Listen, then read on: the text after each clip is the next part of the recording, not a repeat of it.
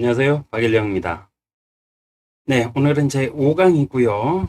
오늘은 우리에게 성령을 주신 이유에 대해서, 그리고 성령이 우리와 함께 임마누엘 하셔가지고 하시는 역할들에 대해서, 왜 성령을 제가 계속해서 중요시 다루는지 그 이유들을 오늘 함께 나눠볼까 합니다. 네, 참고로요. 말씀의 시작이라는 책이 드디어 인터넷, 온라인에서 출판이 됐습니다. 네, 제가 이렇게 영상으로 여러분과 공유하고 있지만 더 자세한 내용들은 책을 참고해서 여러분에게 많은 도움이 되기를 바라면서요. 오늘은 성령을 주신 이유에 대해서 살펴볼까 합니다. 첫 번째, 성령을 주신 이유는요, 가장 큰 이유일 수도 있습니다. 인간을 두 번째로 창조하시기 위해서. 저는 두 번째 창조라고 하는데 성경에는 거듭남이라고 표시되어 있죠. 네, 거듭남에 대해서 여러분들 이게 무슨 소리지? 아시는 분도 계시고 좀 헷갈려 하시는 분들도 계실 건데 오늘 확실하게 짚고 넘어가겠습니다. 네, 근데 거듭남을 어떻게 거듭나라는 소리냐? 무엇으로 거듭나라는 소리냐? 내가 성령을 받았나? 안 받았나? 그럼 내가 성령을 받았으면 성령님이 내 안에서 어떻게 계시지? 네, 많이 헷갈리시죠? 네, 그것들에 대해서 오늘은 조금 도움이 됐으면 하는 바람입니다. 첫 번째, 거듭남을 이해함인데요. 네, 말씀을 위주로 오늘은 풀어드릴까 합니다. 네, 말씀에요. 예수께서 대답하여 그에게 말씀하시기를 진실로 진실로 내가 너에게 말하노니 사람이 거듭나지 아니하면 하나님의 나라를 볼 수 없느니라. 네, 이렇게 돼 있어요. 요한복음 3장 3절 말씀을 한번 살펴보면은요, 진실로 진실로 두 번씩 강조하고 계시죠. 이건 아주 중요한 문제일 때 그렇게 예수님도 강조를 하시더라고요. 항상 중요한 걸 말씀하실 때는 진실로 진실로 너희에게 말하노니 뭐 이런 식의 표현이 있습니다. 근데 마찬가지로 이 구절도 굉장히 중요한 구절인데요. 사람이 거듭나지 아니하면 하나님 나라를 볼 수 없느니라 그랬어요. 이 말은 무슨 뜻이냐면은 사람이 거듭나지 아니하면 우리가 죽어서 하나님 나라를 갈 수 없다는 소리입니다. 그만큼 이 거듭남이 아주 중요하다는 의미예요. 이 거듭나지 않으면은 뭐 우리가 생각하는 구원이라든가 뭐 천국, 하나님의 나라 이런 데를 갈 수가 없다는 소리가 되니까요. 그러면 무엇으로 거듭나라는 말이냐 해서 이 또한 성경에 나와 있습니다. 너희가 거듭난 것은 썩어질 씨로 된 것이 아니라 썩지 아니할 씨로 된 것이니 살아있고 영원히 거하는 하나님의 말씀으로 되었느니라. 네, 베드로전서 1장 23절에 이렇게 나와 있습니다. 거듭남이 뭐냐 그랬더니 썩어질 씨가 아니고 썩지 아니할 씨로 된 게 거듭남이래요.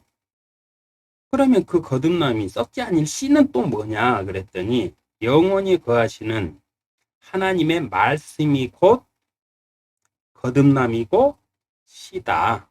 이렇게 표현을 하고 있습니다. 이게 우리 사람의 생각으로는 이게 말이 안 되죠. 네, 이해하기도 힘들고요. 네, 그렇다고 이렇게 말씀을 기록을 해 주셨으니까 그냥 덮어놓고 믿자니 좀 찜찜하고 그렇죠. 네, 그래서 오늘은 이거를 중점적으로 좀 다뤄볼까 합니다. 그래서 사람이 거듭나야만 하늘나라에 갈 수 있습니다. 하나님의 나라에 갈 수 있어요. 구원을 받을 수 있다는 말입니다. 근데 이 거듭남은 구원은 썩어질 씨가 아니라 썩지 아니할 씨, 하나님의 말씀으로 거듭날 수 있다고 했습니다. 네, 이거 기억하시고요. 에스겔에서 하나님께서 미리 예수님의 때를, 예수님이 왜 이 세상을 오시는 이유를 밝혀두고 계세요. 네, 구약 에스겔 11장 19절 20절 말씀을 인용하고요. 또 에스겔 36장 26절에도 반복해서 말씀하시고 계세요. 그래서 이 썩지 않을 씨가 도대체 뭐냐? 저도 한참을 찾아봤거든요. 그랬더니 이게 다 종합적으로 창세기부터 요한계시록까지 반복하면서 쭉 이렇게 찾아보니까 이 내용이 이렇게 되더라고요. 새 영을 주시는 것이 썩지 않은 씨, 하나님의 말씀. 말씀이 영이다? 이거 조금 이단 같죠? 네, 근데 왜 말씀이 영인지 오늘 밝혀드립니다. 내가 그들에게 한 마음을 줄 것이요 또 내가 너희 안에 새 영을 넣으리라. 이렇게 에스겔에서 말씀하세요. 또 내가 그들의 육체에서 돌 같은 마음을 제하고 살 같은 마음을 주어서 그들로 내 규례들대로 행하며 내 율례들을 지켜 행하게 하리라. 새 영을 주신 이유입니다, 이게. 그러면 새 영을 주시고 하나님의 율례와 규례들을 지켜서 행하게 하시는 이유가 무엇이냐? 네. 그리하여 그들이 나의 백성이 되고 나는 그들의 하나님이 되리라. 이게 하나님의 목적이에요. 새 영을 주시는 목적. 새 영을 주시는 목적은요, 우리를 하나님의 백성으로 삼으시기 위해서, 하나님의 자녀들로 삼으시기 위해서 우리에게 새 영을 주신다. 이 새 영이 무엇이냐?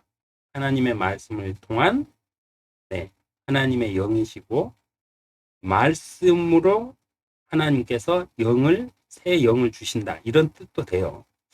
그럼 여기까지 이렇게 살펴보면 좀 헷갈리죠? 그래서 더 찾아봤습니다. 새 영은 하나님의 씨이다. 네, 하나님의 씨 이러니까 좀 하나님을 너무 불경스럽게 얘기하는 것 같고 어폐가 좀 생기는 분도 계실 거예요.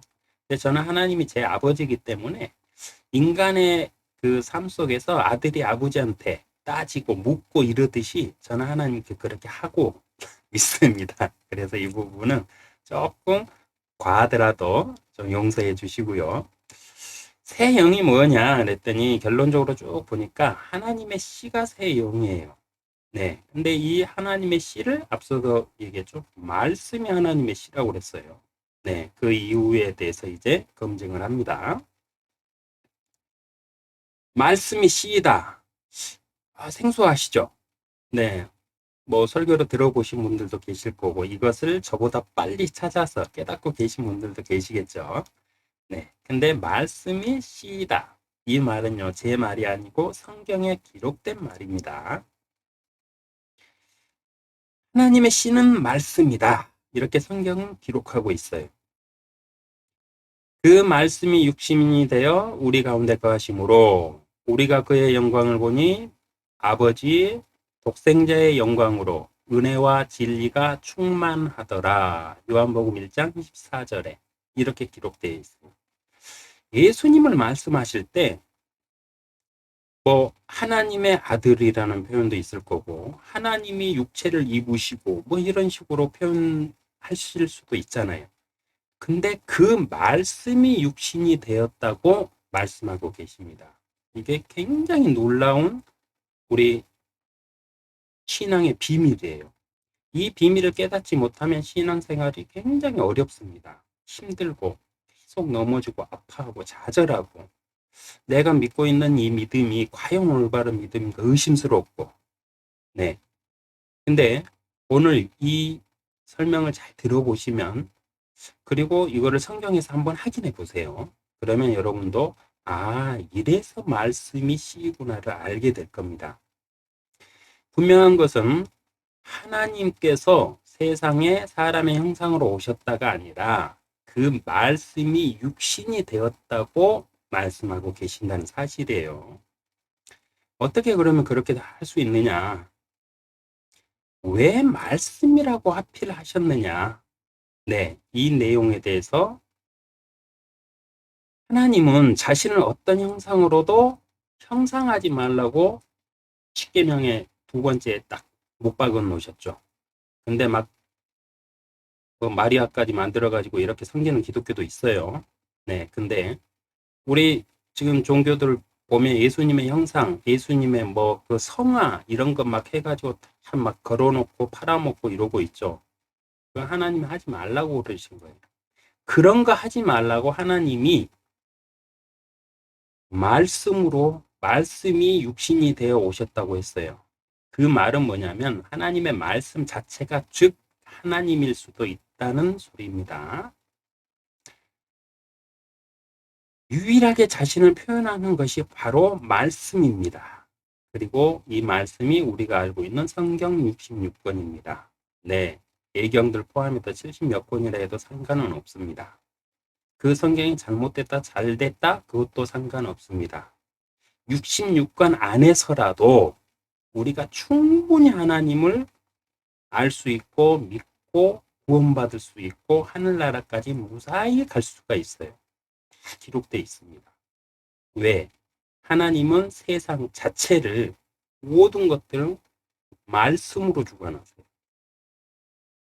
그래서 이 말씀이 하나님의 씨라고까지 표현을 합니다.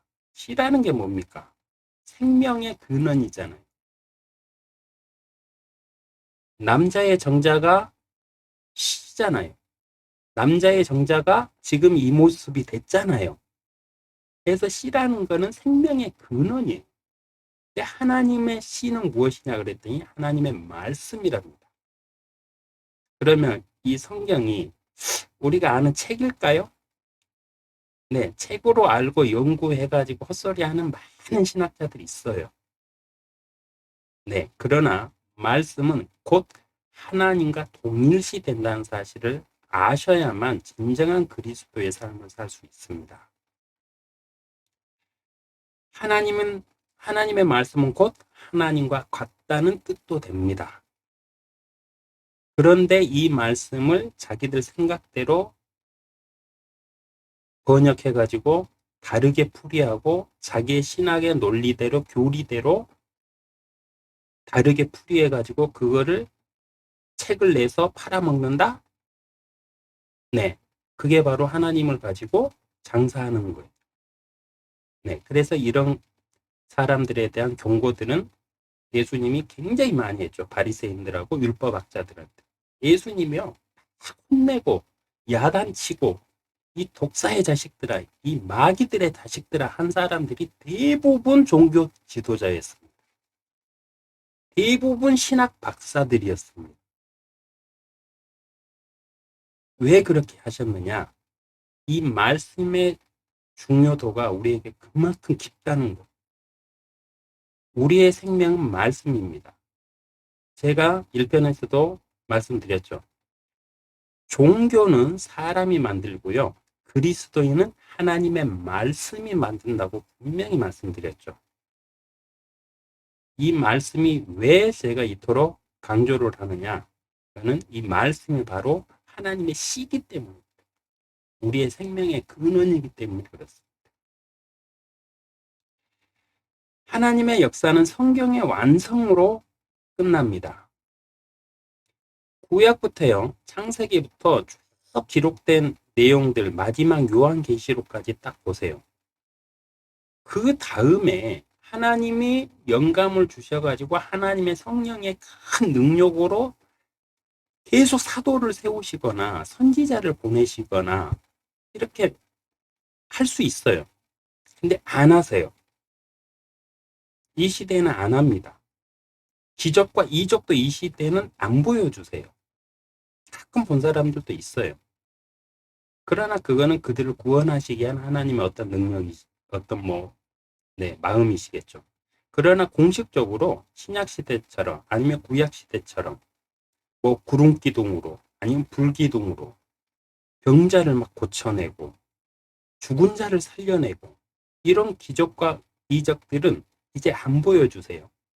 그 이유가 뭔지 아세요? 말씀이 66권이 완성됐기 때문입니다. 이 66권 안에서 너희는 나의 자녀들 될 수 있고 너희는 내 나라에도 올 수 있다는 거예요.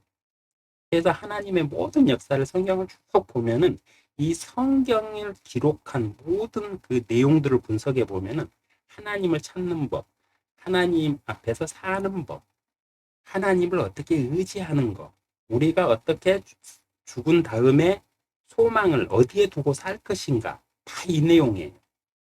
그리고 세상은 분명히 끝이 있다. 네, 이 내용까지 아예 다 기록을 하셨어요. 이 성경이 완성되고 나서부터는 더 이상 하나님이 뭐 불기둥으로, 구름기둥으로 막 땅을 가르시고 바다를 가르시고 이런 거 안 하세요. 왜? 그렇게 보여줄 필요가 없거든요, 이제는. 왜냐? 성경 66권을 우리에게 주셨기 때문에. 이 성경 66권이 뭐냐? 우리 생명의 근원인 하나님의 말씀, 즉 하나님의 씨가 여기서 우리에게 태어나기 때문입니다. 네. 새 영이란요. 하나님의 에스겔을 통해서 내가 너에게 새 영을 부으리라 그랬죠. 네. 하나님은 영적이신 분이죠. 네. 하나님은 영적이신 존재이기 때문에 하나님의 씨는 그럼 뭐가 될까요? 하나님의 말씀인데 말씀을 통해서 우리에게 씨를 주세요. 네. 그래서 직접 하나님의 예수님으로 오셔가지고 말씀이 육신이 되어 우리에게 하나님의 말씀을 선포를 하셨고 아예 그냥 딱 법으로 제정을 하시고 가셨어요. 그리고 나서 천년 왕국이 시작될 때 다시 오시겠죠. 그리고 그 말씀대로 또 천년을 다루실 거고 그 다음에 최종 심판을 하실 텐데 하나님의 씨, 하나님의 씨니까 사람의 씨는 당연히 육신의 씨니까 우리가 육신을 입고 이렇게 태어나잖아요. 하나님의 씨는 하나님이 영이시니까 하나님의 씨는 당연히 영이 돼야 되겠죠. 당연히 영이겠죠. 네. 그래서 그 영을 우리에게 네, 주셨는데 이 영이 우리와 어떤 관계가 있느냐. 네, 이게 우리의 신앙생활에 가장 중요한 것 같아요. 새 영으로 탄생하신 예수님이 계시고요. 이제 예수 그리스도의 탄생은 이러하니라. 그의 모친 마리아가 요셉과 정혼하였으나 정혼, 결혼 전이에요. 성경적인 결혼은 무엇을 의미하냐면 결혼식이 아니고 법으로 혼인신고하는 게 결혼이 아니에요. 성경에서 말하는 건. 성경에서 말하는 결혼은 한 몸이 되는 것. 남자와 여자가 한 몸이 되는 것. 즉, 동침을 결혼이라고 합니다. 네. 그래서 동침하기 이전에 성령으로 잉태된 것이 그녀에게 나타났더라. 이렇게 돼 있죠. 네. 그러니까 결혼 전이니까. 옛날 특히 이스라엘에는 결혼 전에 동침을 하면 돌로 쳐서 죽이게 돼 있습니다. 그래서 결혼 전에는 절대 남녀가 동침하면 안 돼요. 네. 그래서 요셉과 마리아는 정혼한 사이였어요. 결혼을 예약한, 결혼을 서로 집안끼리 아니면 뭐 이렇게 해갖고 약속한 사이였지 결혼한 상태는 아니었어요. 그래서 마리아를 동정녀라고 얘기합니다. 근데 이 동침도 안 한 여자에게 성령으로 잉태된 것이 그녀에게 나타났더라. 그녀 안에 임신이 됐다는 소리예요. 근데 이거는 어떻게 이렇게 할 수 있지? 네, 지난 강 4강에서 여러분에게 충분히 살펴드렸으니까 참고해서 찾아보세요. 성령을 예수님도 굉장히 중요시했어요. 정말 중요시했습니다. 그거는 이 말씀을 보면 누가복음 12장 10절에 누구든지 인자를 거역하여 말하는 자는 용서를 받으려니와 성령을 거역하여 모독하는 자는 용서를 받지 못하리라.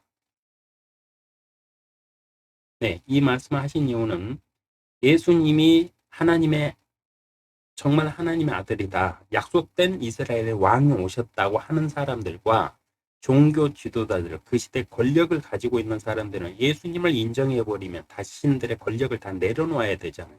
그래서 인정을 안 해요.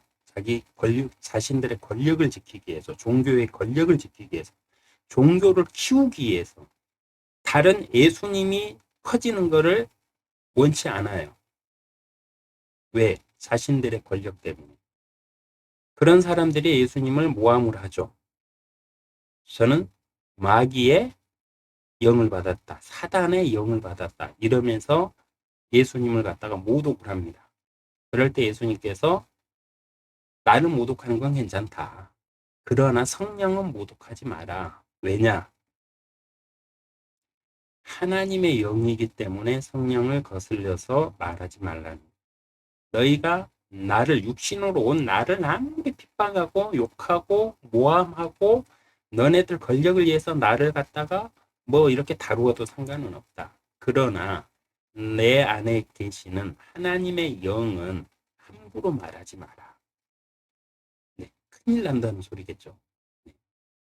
그래서 성령을 거역하는 하여 모독하는 자는 용서받지 못한다는 말은요. 성령이 하나님의 씨요 하나님의 영이기 때문에 그렇습니다.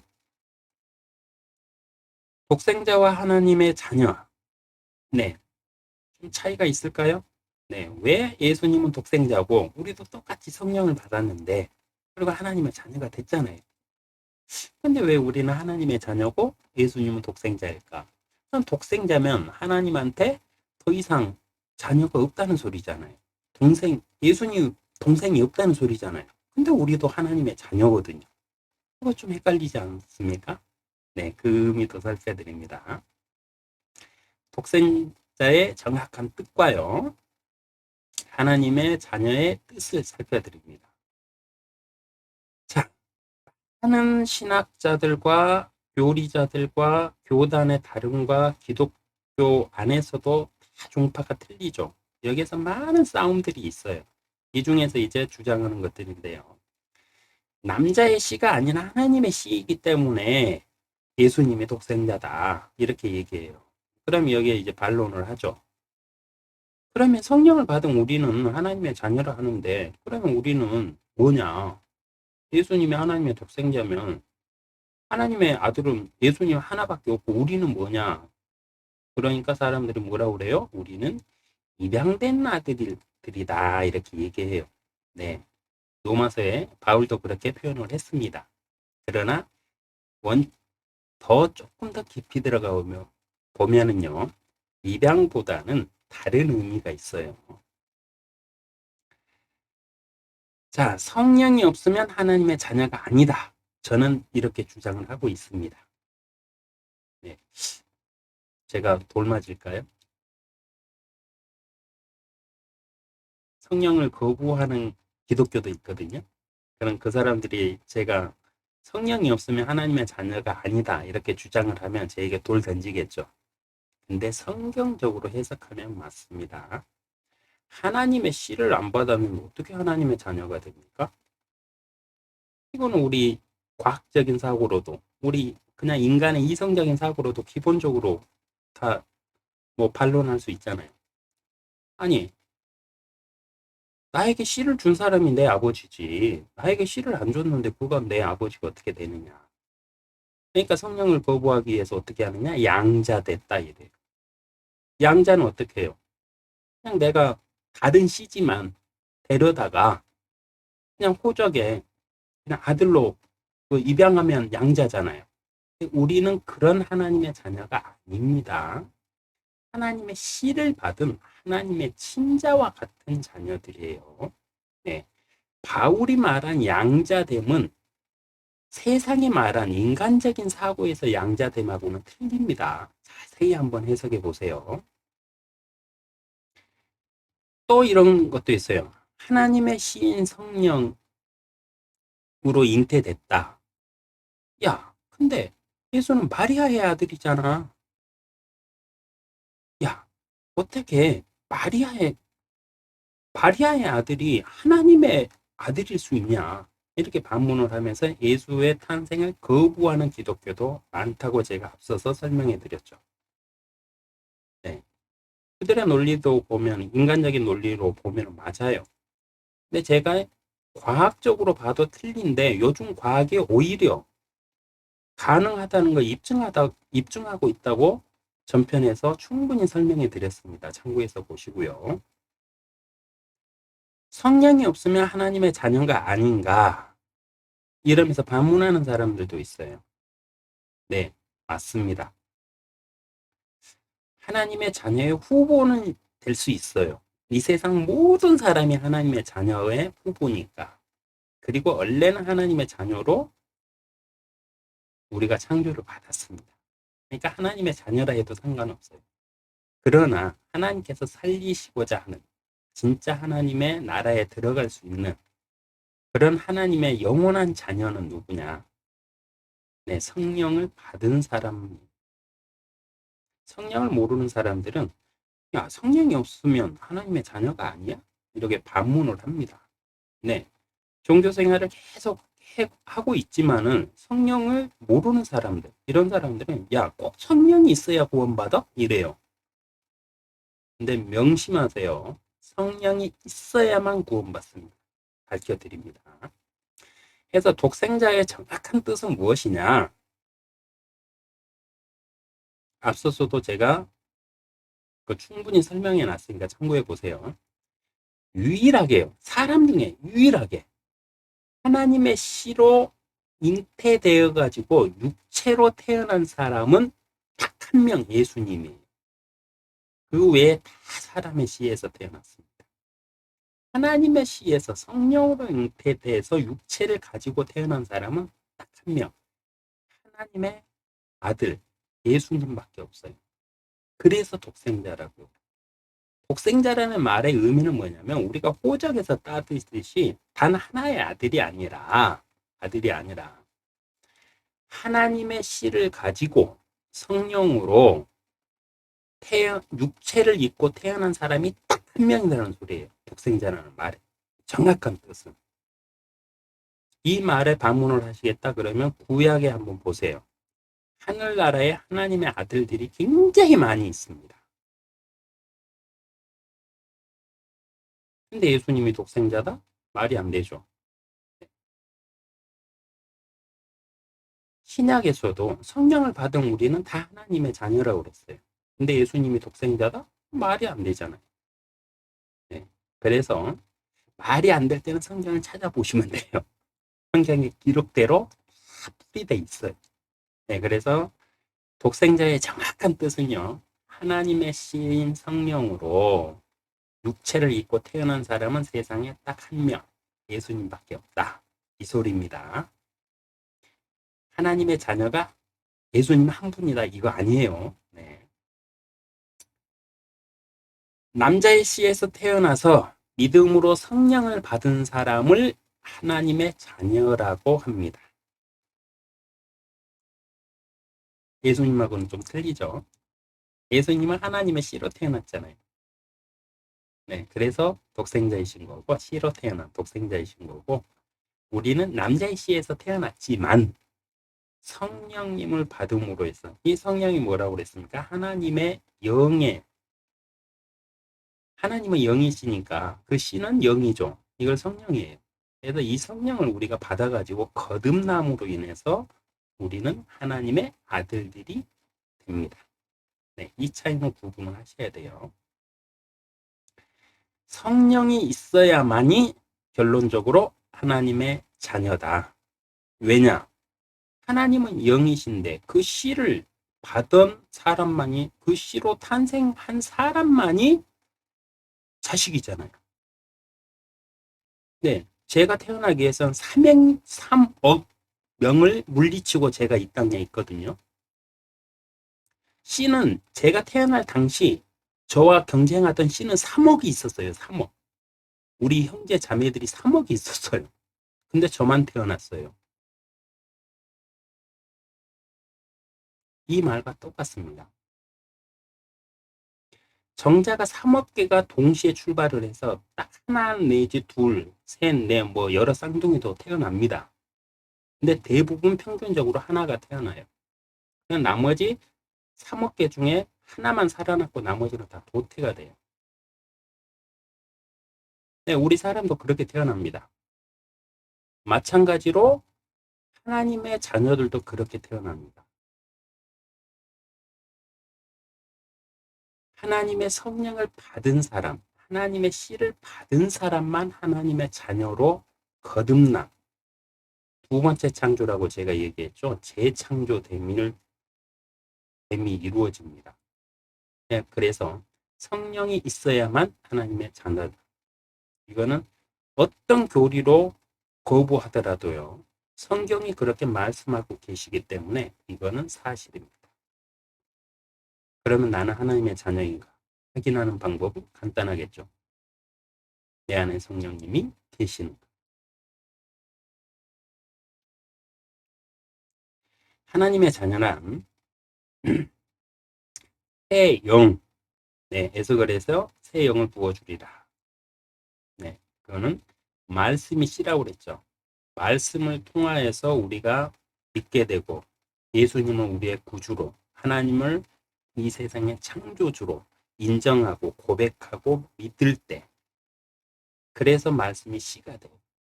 그럴 때 성령을 우리에게 선물로 주시죠. 하나님의 영을 주십니다. 그러면 우리가 영의 사람으로 탈바꿈이 돼요. 이걸 거듭남이라고 합니다. 그래서 우리는 성령에 있는 사람들, 그리고 성령의 인도하심을 따라서 사는 사람들, 그들이 바로 그리스도인이에요. 왜? 예수님을 따르는 사람이잖아요. 예수님은 성령으로 잉태해서 태어나셨잖아요. 네, 그래서 성령이 있어야만 그리스도인입니다. 육신으로 난 것은 육이요, 또 성령으로 난 것은 영이니라. 네, 그래서 이렇게 말씀을 하시는 겁니다. 하나님께로서부터 태어난 사람은 누구나 죄를 짓지 아니하나니 이는 하나님의 씨가 그 사람 안에 거하며 또 죄를 지을 수 없는 것은 그가 하나님께로부터 태어났기 때문이라. 네, 이렇게 아예 결론을 지어버렸어요. 내 안에 성령이 있는지 없는지 알고 싶으세요? 그러면 이 말씀 한번 잘 곱씹어보세요. 하나님께로부터 태어난 사람 누구나 죄를 짓지 아니한다.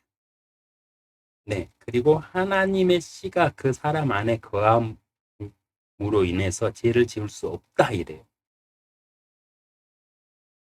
내가 교회를 다니고 신앙생활을 하고 있는데 세상 사람하고 똑같이 죄 짓고 산다? 그러면 하나님의 씨가 있을까요? 없을까요? 내가 세상 사람들하고 똑같이 하는데 막 양심의 가책을 무지하게 받아가지고 일요일 날이면 교회 가고 남모르게 속으로 울면서 하나님께 회개 기도한다?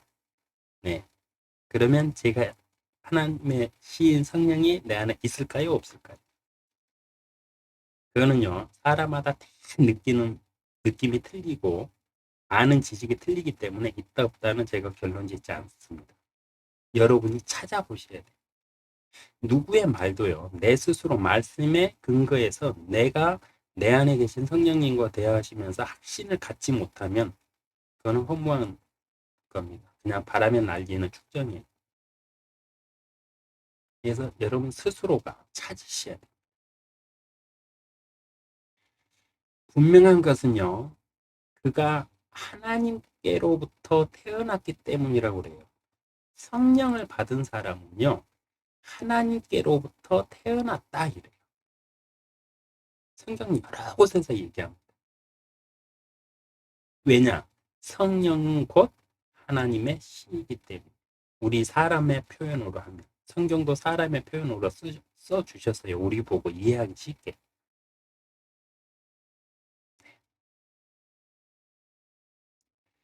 성령을 주신 이유 정말 중요합니다. 왜 성령이 없으면 하나님의 자녀가 아니다고 제가 결론 지어서 말씀드릴 수 있느냐면 이것 때문이에요. 구원의 증표로 성령을 주셨어요. 그분 안에서 너희도 진리의 말씀, 곧 너희 구원의 복음을 듣고서 그분을 신뢰하였으니 또 너희가 그분을 믿고서 약속의 그 성령으로 인침을 받은 것이니라. 네, 에베소서에서는 이렇게 얘기하고 있습니다. 그분 안에서 너희도 진리의 말씀, 진리의 말씀은 하나님의 말씀이죠. 곧 너희 구원의 복음을 듣고서 네, 성경 말씀에 기록된 그 복음, 하나님의 복된 음성을 듣고서 그분을 신뢰하였으니 신뢰하였다는 건 뭡니까? 인정하고 받아들였다는 뜻이에요. 저는 믿음을 그냥 덮어두고 믿는다고 안 했죠. 제가 이해할 때만 받아들이고 인정한다고 그랬어요. 저는 받아들이고 인정, 진심으로 거리도 없이 아무 의심 없이 받아들이고 인정할 수 있을 때만 저는 믿는다고 그랬습니다.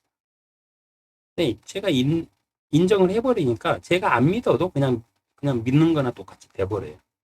그래서 그분을 신뢰하였으니란 말은 하나님의 말씀이 구원의 역사나 이 모든 것들이 사후세계에 우리가 하늘나라가 있을 것이고 천국과 지옥이 나눠질 것이고 이런 최종 심판이 있을 것이라는 걸 우리가 믿고 받아들일 때 예수님이 우리의 구주로 성령으로 잉태하여서 육체를 입고 태어나신 하나님이라는 걸 받아들일 때 그걸 인정을 할 때 그때 성령으로 인침을 받는다 그랬어요.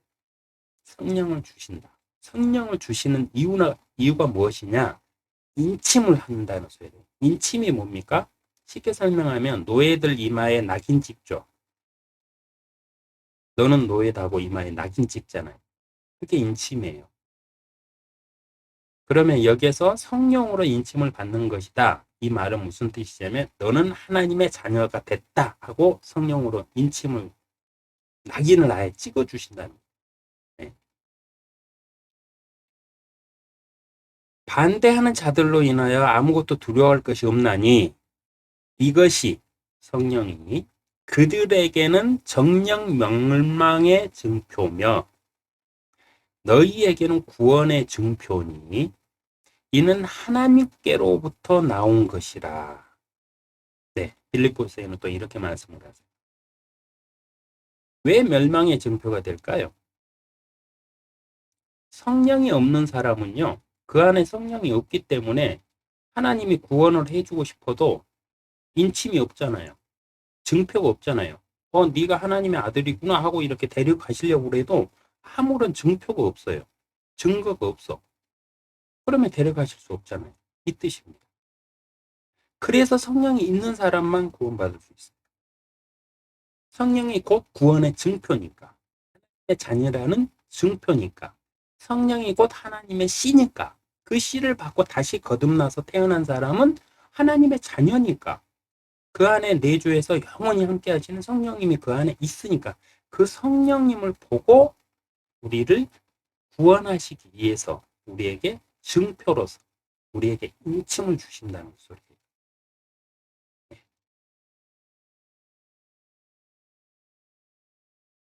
자, 그러면 구원은 어떻게 이루어지느냐? 이제 짐작하셨죠? 구원은 어떻게 이루어지느냐? 하나님의 씨를 받아야만 구원받는다. 성경이 말하는 구원의 결론은 이겁니다. 믿음으로 구원받는다? 그건 맞아요. 그러나 정확하지는 않습니다. 그건 시작에 불과해요. 어떻게 믿고 어떻게 생활하고 어떻게 하나님의 영을 받고 어떻게 하느냐는 그 말에서 빠져 있어요. 그냥 믿으면 구원받는다? 천만에. No. 그럼 이 세상의 기독교라고 일컬어지는 2단, 3단, 4단, 5단들 다 구원받게요? 천만에요. 그들은 오히려 하나님의 진노를 받습니다. 하나님의 이름으로 장사하는 사람들 분명히 반드시 하나님에게 혼납니다. 우리가 말하는 믿음? No. 아니에요. 그거는 세상적인 믿음이에요. 믿음이란 건 뭐냐? 어떻게 내가 구원받을 수 있는지 철저하게 하나님의 말씀을 통해서 공부하셔야만 돼요. 그리고 하나님의 말씀대로 딱, 이게 맞구나 하고 그걸 그대로 신뢰하면서 가는 게 믿음이에요. 무턱대놓고 덮어두고 그냥 믿는다? 천만에. 지난번 강의에서도 말씀드렸죠. 백보자 심판에다 양쪽 딱 갈라놓고 주여 주여 하는 사람한테 네가 누구냐? 나는 너를 모르니 불못으로 들어가라 쫓아버리신다고. 그런 사람 많을 거라고 그랬죠. 네. 그렇게 되지 않기 위해서는 반드시 성령님이 내 안에 계시는지 확인하셔야 됩니다. 하나님의 씨가 바로 성령님이에요. 말씀을 통해서 우리가 믿고 인정을 할 때 그 인정한 사람을 너는 하나님의 아들이야. 너는 하나님의 자녀야. 그 증거로 성령님을 우리에게 주신다고 그랬어요. 너희가 아들들이므로 하나님께서 자기 아들의 영을 너희 마음속에 보내시어 아버지라 부르짖게 하셨느니라. 네. 제가 지난 강의에서도 우리는 친자다, 입양된 자가 아니라고 말씀드렸죠. 그 이유는 뭐냐면 하나님의 씨인 성령을 우리가 받아서 거듭나서 다시 태어났기 때문에, 하나님의 씨로 태어났으니까 당연히 하나님이 우리 아버지잖아요. 이 말입니다. 그래서 우리가 아버지를 부를 때 아무 꺼리낌 없이 부를 수 있어요. 하나님을 아버지라고 부르면서 뭔가 양심에 막 뭔가 억눌림이 있다, 그러면 반드시 한번 돌아보세요.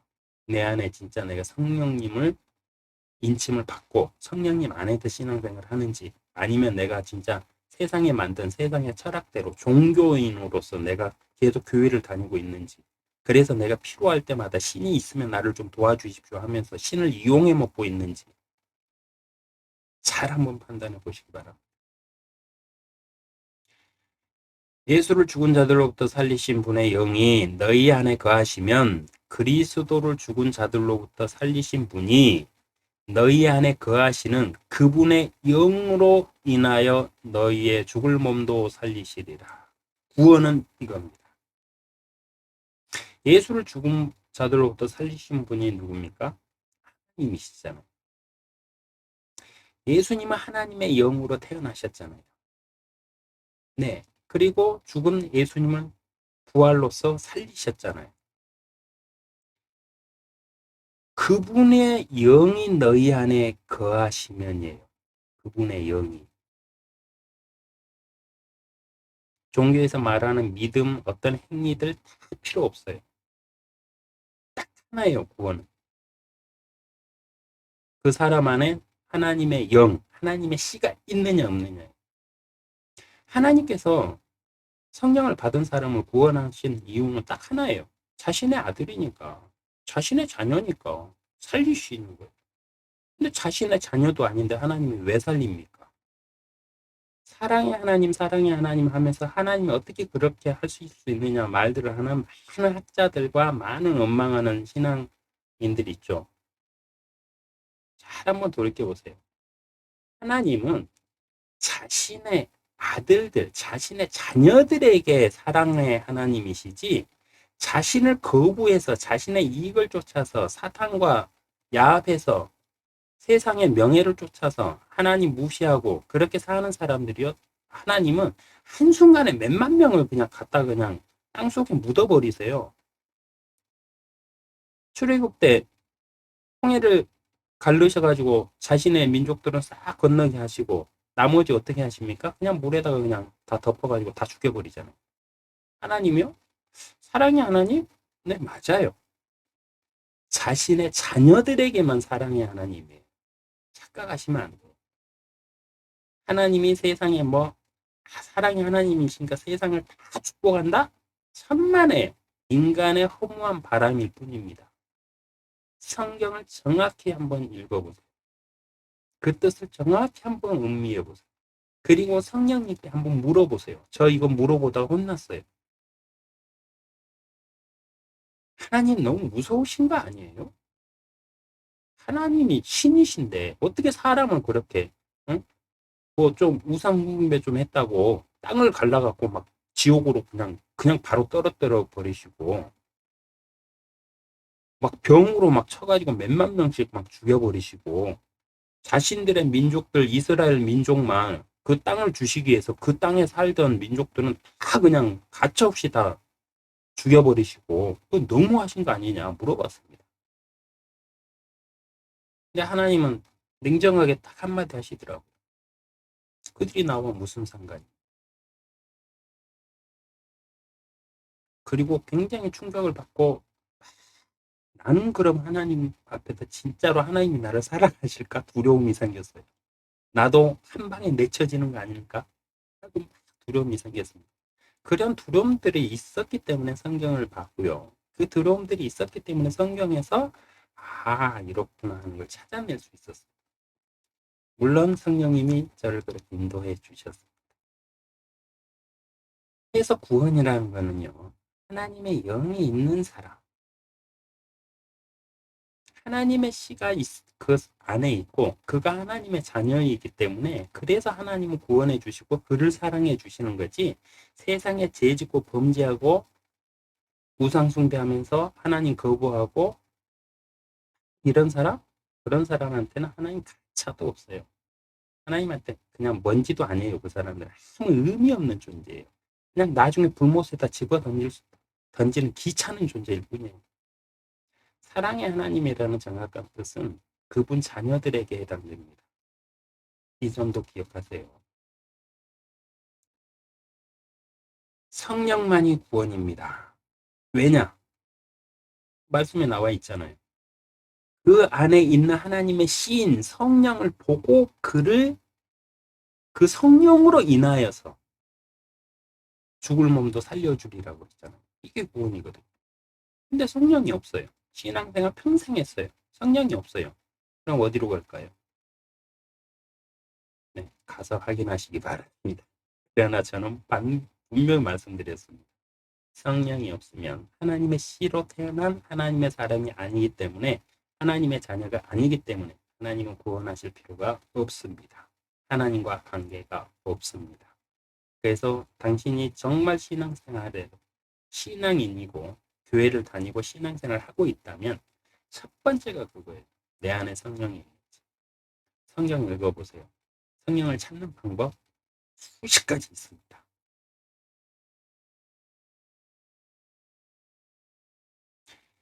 그러면 구원은 영원한 보장이냐? 네, 여러분은 어떻게 생각하세요? 그러나 이루어지신 성령을 아버지께서 내 이름으로 보내시리니 그가 너희에게 모든 것을 가르치시며 또 내가 너희에게 말한 모든 것들을 기억나게 하시리라. 여기서 제일 중요한 말은 기억나게 하시리라는 말이에요. 성령께서 우리에게 임하셔가지고 우리에게 하시는 일 중에 대표적인 게 뭐냐면은 하나님의 말씀, 예수님의 말씀을 기억나게 한다는 거예요. 기억나. 자, 그럼 여기서 문제. 기억을 하려면 내 안에 뭐가 기억돼 있어야만 그게 생각나겠죠. 근데 하나님의 말씀 성경을 안 읽어요. 그러면 성령님이 나를 아무리 도와주고 싶어도 못 도와줘요. 왜냐? 내 속에 기억된 게 없잖아요. 하나님의 말씀이. 성령님은 하나님의 말씀으로 우리를 도와주시는데 우리가 성경 공부를 아예 안 해. 그리고 기억된 하나님의 말씀이 없어. 그러면 성령님은 나에게 위로를 해주시고 막 도와주시고 막 싶어요. 근데 안 돼요. 왜냐? 지난 강의 때도 분명히 얘기했죠. 하나님은 우리를 꼭두각시 로봇으로 만든 게 아니고 자유의지를 주셨다고 선택하라고. 그래서 성령님도 이 자유의지를 침범하지 않으세요. 하나님의 우리에게 자유의지를 주시고 하나님도 우리에게 침범을 안 해요. 그러니까 당연히 성령님도 우리에게 침범을 안 해요. 그래서 그거는 우리가 해야 돼요. 이게 신앙생활. 신앙생활이 뭐냐? 뭐 선행하고 사랑을 실천하고 많은 방법들은 있어요. 근데 그 방법은요. 하나님의 말씀에 기초해야 돼요. 근데 이 말씀을 읽지 않는다? 그러면 성령의 도우심을 받을 수가 없어요.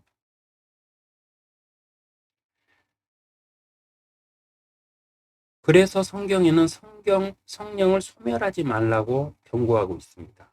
이 말의 뜻이 뭐냐면 성경을 안 읽는 게 성령을 소멸하는 거예요.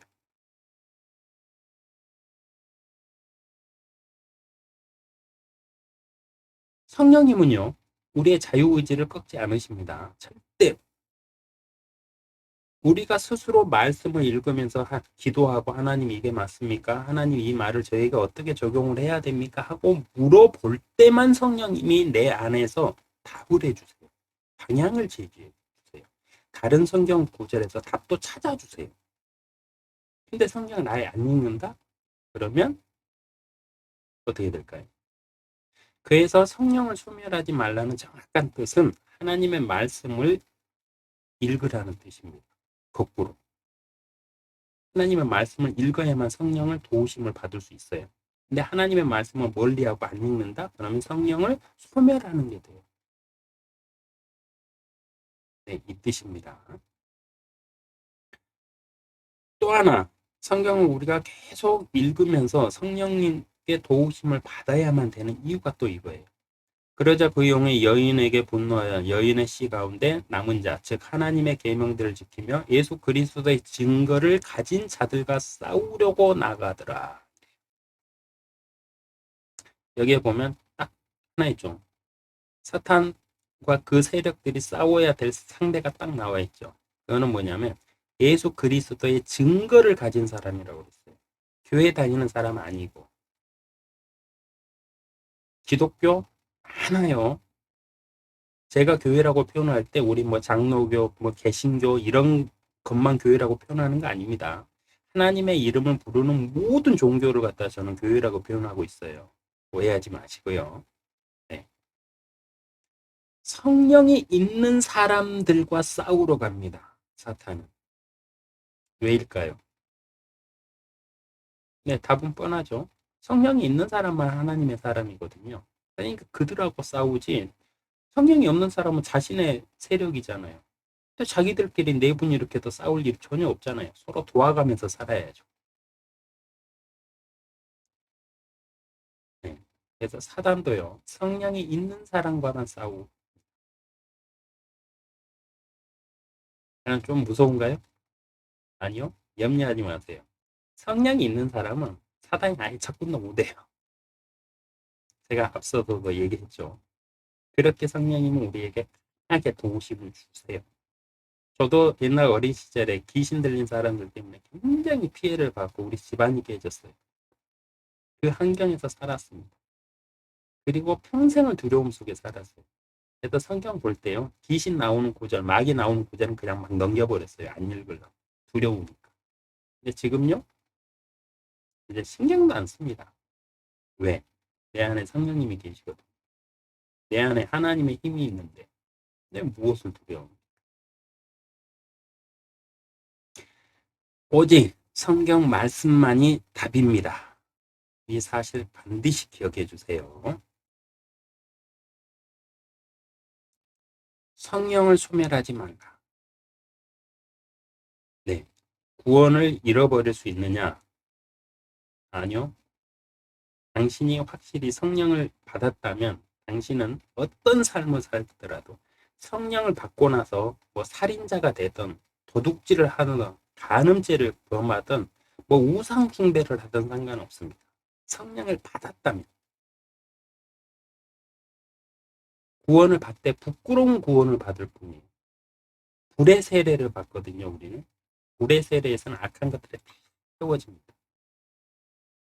근데 안 태워지고 남는 게 있어야 돼요.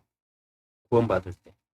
그냥 남는 게 요만큼이면 진짜 부끄럽겠죠. 남들이 이만큼 막 보화를 하늘에다 창고에다 쌓아뒀는데 하나님의 말씀대로 신앙생활하면서 사랑을 실천하고 자기가 피땀 흘려 번 걸 가지고 어렵고 힘든 고아들 도우고 이런 사람들 얼마나 많아요, 세상에.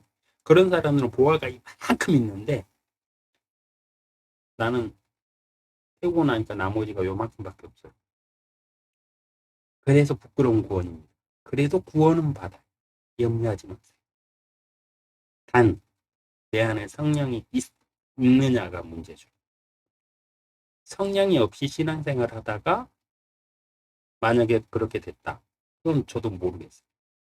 그러나 성령이 있는 사람이 교회를 다니다가 어떤 뭐 일들로 인해 교회 안 나간다? 뭐 평생을 뭐 내 마음대로 살았다? 그러면 어떻게 될까요? 그래도 구원받습니다. 왜냐? 성령은 인침이에요, 인침. 아예 사람 살에 그냥 갖다가 그냥 낙인처럼 노예에게 낙인을 찍는 것처럼 우리 혼에 영에 인을 쳐버렸어요. 그렇기 때문에 우리에게 평생 갑니다. 영원할 거라고 그랬거든요. 영원히 함께 거하리라고 했어요. 그러니까 내가 교회를 다니다 죄를 짓다 안 짓든 내 안에 성령이 있다. 그러면은 구원 받아요.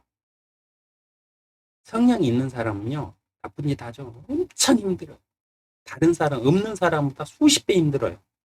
양심에서 성령님이 계속, 야, 이건 죄야. 너 하나님한테 안 돌아갈래? 회개하지 않을래? 그러고 계속 울림을 주시거든요. 그 울림에서 그걸 갖다가 견디면서 하나님께 기도 안 하고 산다? 그 사람 진짜 대단한 사람이에요. 네.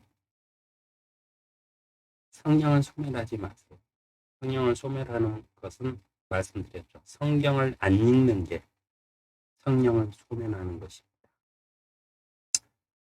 오늘은 여러분의 신앙의 생명과도 같기 때문에 길게 오늘은 거의 1시간을 채웠네요. 네. 근데 지루하다 생각하지 마시고 2번, 3번 다시 반복적으로 영상 보시면서 나를 한번 점검해 보세요. 그리고 제가 영상에서 여러분에게 성경 구절을 계속 드렸죠. 그 성경 구절 앞뒤로 살펴보면서 왜 이 말씀을 하셨는지도 한번 잘 살펴보세요. 그러면 신앙의 기초가 생기고 뿌리가 생기고 신앙이 아주 튼튼한 철학과 같이 굳어지게 됩니다. 내 안에서. 그래서 여러분도 한번 정말 성령을 소멸하지 마시고 하나님의 말씀 하루에 1분이라도 네, 꼭 보시고 마음속으로 성령님과 함께 기도하시고 우리 마음에 성령님이 계시다고 했죠.